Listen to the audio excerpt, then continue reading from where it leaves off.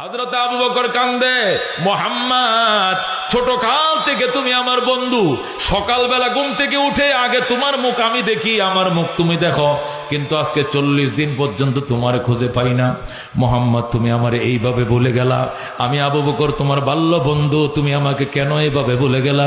কই ছিলা তুমি 40 দিন? জানতে চাই। নবী ডাক দেখো, আবু বকর শুনলে খুশি হইবা, ইন্নী হুব্বিবা ইলাইয়াল খালা, হুব্বিবা ইলাইয়াল খালা। আল্লাহ আমাকে নির্জন তাকাকে চয়েসফুল বানিয়েছিল, এই জন্য জাবালে নূর আছে পাহাড়, ওখানে আমি গিয়েছিলাম, ওখানে যাই আমি নির্জনে মোরাকাবায় বসছিলাম। 40 দিন পার করার পর আল্লাহ আমার সাথে কথা বলেছেন, জিবরাইলকে দিয়ে আমাকে নবী বানাইছেন, আল্লাহর কোরআনের 5টা আয়াত আমাকে দান করেছেন।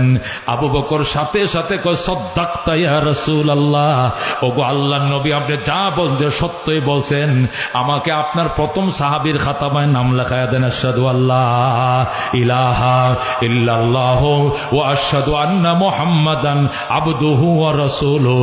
সাথে সাথে আবু বকর সাহাবী হয়ে যায়। জোরে বলুন আল্লাহু আকবার।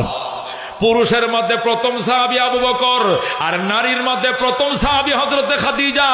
নারী পুরুষ দুইজনের মধ্যে সবার আগে হযরতে খাদিজা। জোরে বলুন আল্লাহু আকবার।